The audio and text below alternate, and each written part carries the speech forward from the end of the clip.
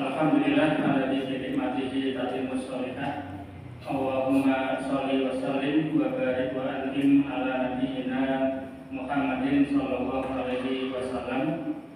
Faqala Allahu ta'ala ya ayyuhalladzina amanu taqullaha haqqa tuqatih wa la tamutunna illa wa antum muslimun.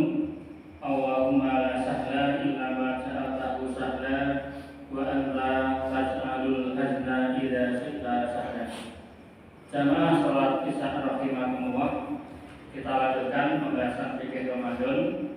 Malam hari ini kita membahas tentang sholat tarawih. Yang pertama, sejarah sholat tarawih. Ini Rasulullah pertama kali melakukannya tanpa disengaja dengan berjamaah. Jadi kisahnya dari sebuah riwayat yang terindikasi ini dikerjakan Rasulullah di tahun terakhir Ramadan yang beliau jalani sebelum beliau meninggal dunia. Di malam pertama Ramadan beliau sholat tarawih sendirian. Nah, kemudian ada beberapa sahabat yang tahu bahwa Rasulullah sholat sunnah, maka kemudian beberapa sahabat bermakmum kepada beliau. Dan malam pertama ini beliau sholat tarawih sepertiga malam, berarti sekitar dari Isya sampai sekitar jam 10. Kemudian di malam yang kedua, ternyata jumlah sahabat yang mengikuti sholat ini lebih banyak dan sholatnya pun lebih panjang, yaitu sampai tengah malam, sekitar sampai jam 12 malam. Kita bisa bayangkan sholat tarawihnya sampai jam 12 malam. Maka kemudian selesai sholat ini, ada salah seorang sahabat yang berkata kepada Rasulullah, ya Rasulullah, alangkah baiknya kalau sholat ini jangan sampai setengah malam, tetapi kita penuhi malam Ramadan ini bukan sholat sampai nanti menjelang subuh. Akhirnya di malam yang ketiga, Rasul ternyata mengiyakan permintaan sahabat ini, sehingga Rasulullah sholat tarawih bersama para sahabat sampai mendekati azan subuh.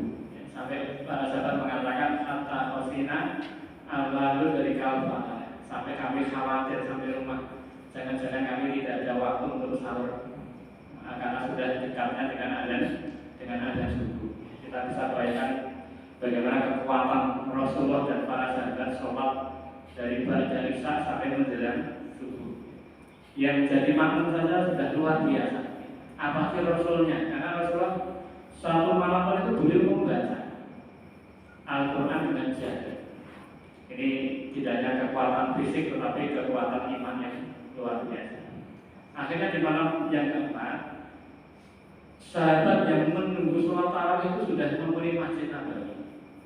Kejadian ini setelah perang Khaibar, yaitu setelah Rasulullah merenovasi masjid dengan cara meluaskan Masjid Nabawi. Kejadian ini terjadi ketika Masjid Nabawi luasnya 1000 meter persegi. Kalau lebar 20 meter berarti ke belakang 50 meter. Sahabat penuh, bahkan sampai di luar masjid. Tetapi ternyata sampai tengah malam Rasul tidak keluar. Akhirnya Rasulullah menyampaikan kepada para sahabat bahwa mulai malam hari itu memang Rasul sengaja tidak mengadakan salat tarawih karena beliau khawatir kalau ini dijadikan kebiasaan terus-menerus, nanti akan ada syariat baru di mana salat tarawih nanti diwajibkan. Karena begini, selama Rasul masih hidup dan waktu terus turun, maka ada kemungkinan syariat baru turun. Dan Rasul ini karena sangat kasih dan sayangnya kepada umatnya, jangan sampai umatnya itu mendapat banyak kewajiban dari Allah Subhanahu wa Ta'ala. Itu sampai dulu menjaga seperti itu agar umatnya tidak terlalu berat ketika menjalankan syariat ini. Maka sampai akhir Ramadan tidak dikerjakan lagi sholat tarawih dengan berjamaah. Jadi hanya 3 malam pertama saja. Makanya Ibunda Aisyah mengatakan sebetulnya ini kejadian tidak sengaja. Walaupun sholat tarawihnya itu memang disyariatkan dan disunahkan.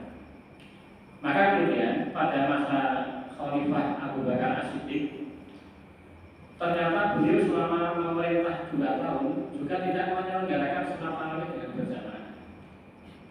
Begitu Abu Bakar As-Siddiq meninggal dunia, kemudian khalifah dipegang oleh Umar bin Khattab. 2 tahun pemerintahan Umar bin Khattab, beliau juga tidak mengadakan sholat tarawih berjamaah. Sampai akhirnya ada satu sahabat yang bernama Abdurrahman bin Abdul Thalib menceritakan, suatu malam saya keluar ke Masjid Nabawi bersama dengan Umar bin Khattab. Ternyata di situ ada satu pemandangan yang sudah lazim sebetulnya. Banyak orang sholat tarawih dengan sendiri-sendiri, sebagian sendirian, sebagian juga berjamaah, tetapi dengan beberapa imam yang berbeda-beda. Akhirnya Umar membuat satu kebijakan sejak saat itu agar para sahabat ini dijadikan satu imam ketika sholat tarawih. Maka sejak saat itulah beliau membuat satu kebijakan dilaksanakan sholat tarawih dengan cara berjamaah selama 1 bulan penuh. Yang dijadikan imam adalah Ubay bin Ka'ab. Dan sejak itulah ada program baru takbir Masjid Nabawi saat itu, yaitu memasang lampu. Jadi ternyata masang lampu saja itu baru terjadi pada masa pemerintahan Umar bin Khattab ketika menyelenggarakan tarawih berjamaah. Sebelumnya kalau mereka sholat isya dan sholat subuh, kondisi masjid itu gelap. Ini saudara singkat, sholat tarawih itu disunahkan, tetapi dikerjakannya dengan berjamaah secara satu imam dengan bersama-sama baru bisa dikerjakan 1 bulan penuhnya itu pada masa Umar. Adapun pada masa Rasul baru dikerjakan 3 malam yang pertama. Ini menunjukkan Umar bin Khattab tidak mengadakan perkara yang bid'ah, karena memang ada ajarannya dari Rasulullah SAW. Adapun Rasul tidak mengadakan tarawih 1 bulan penuh karena saat itu beliau khawatir kalau sholat tarawih itu diwajibkan. Adapun setelah Rasul wafat, saya sudah sempurna, tidak ada lagi kekhawatiran kalau tarawih itu diwajibkan. Maka Umar bin Khattab kemudian mengadakan sholat tarawih dengan berjamaah selama 1 bulan.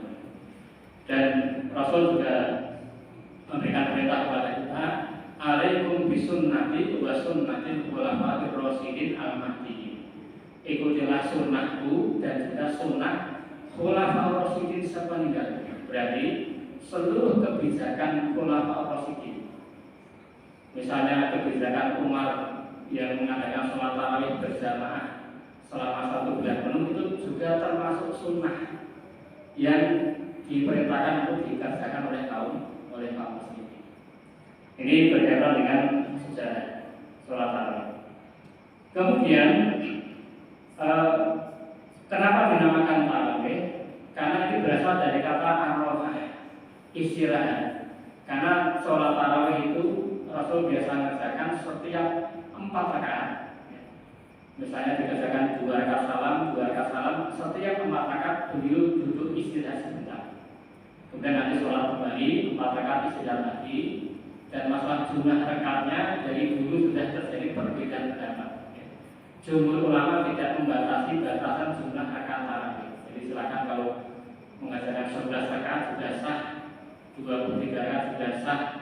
Artinya ini sesuai dengan kelonggaran masing-masing jamaah. Kemudian yang berikutnya berkaitan dengan masalah fadilah. Sebelumnya berkaitan dengan jumlah rakaat tadi, jumhur ulama termasuk 4 imam mazhab, mereka tidak membatasi jumlah rakaatnya. Sehingga Umar bin Khattab sekalipun itu ketika mengadakan tarawih sudah 23 rakaat. Tetapi pada masa Umar bin Abdul Aziz, waktu itu sholat tarawih di bawah kepemimpinan beliau dijadikan 11 rakaat.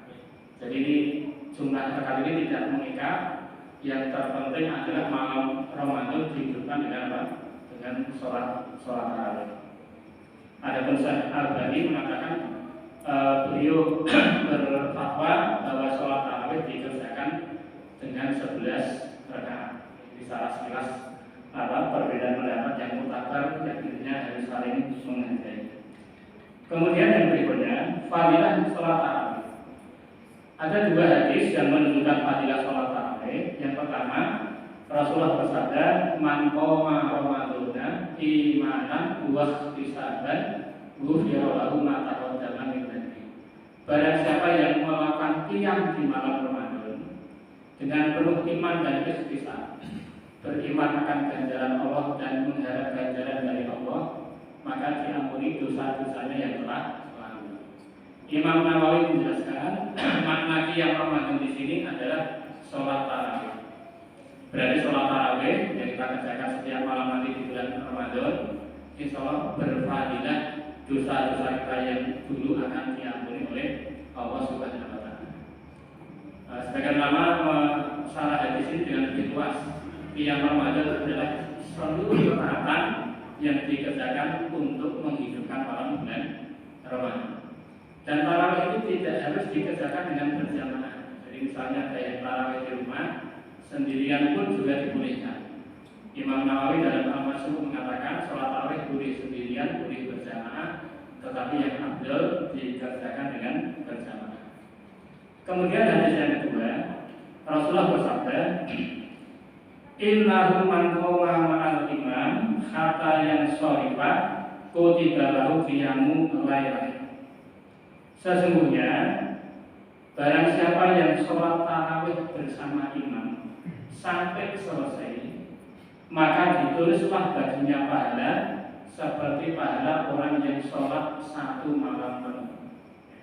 Jadi nanti setiap malam Ramadan kita usahakan sholat tarawih bersama imam sampai selesai, sampai witir.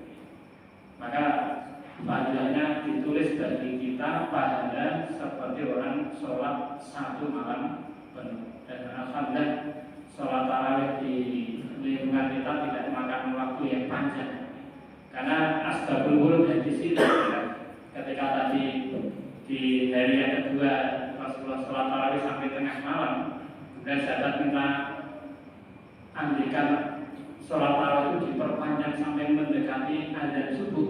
Itu Rasul menjawabnya dengan hadis ini, barang siapa yang sholat sampai imam selesai, maka ditulis baginya pahala seperti orang sholat satu malam penuh. Jadi beliau mengatakan tidak harus sampai mendekati azan subuh. Kita sholat tadi sudah sampai tengah malam saja, asal selesai bersama imam maka sudah ditulis pahala seperti itu. Apalagi kita hari ini, misalnya sholatnya sudah tidak sampai tengah malam, mungkin tidak sampai sudah 30 menit. Yang penting sampai witir selesai sudah dapat pahala ini. Adapun nanti ketika bangun tidur kita mau sholat tahajud lagi, maka tidak ada masalah. Yang penting nanti kita tidak perlu mengulang witir kembali. Ini mari kita sama-sama memanfaatkan momentum ini, karena namanya sholat tarawih itu adalah sholat sunnah di malam hari bulan Ramadan. Bagaimana kalau dikerjakan di luar bulan Ramadan? Tidak boleh. Karena yang namanya tarawih itu adalah ibadah sholat malam di bulan Ramadan. Mengerjakan tarawih di luar Ramadan itu sama saja seperti kita sholat zuhur di waktu asar, sudah bukan tempatnya lagi.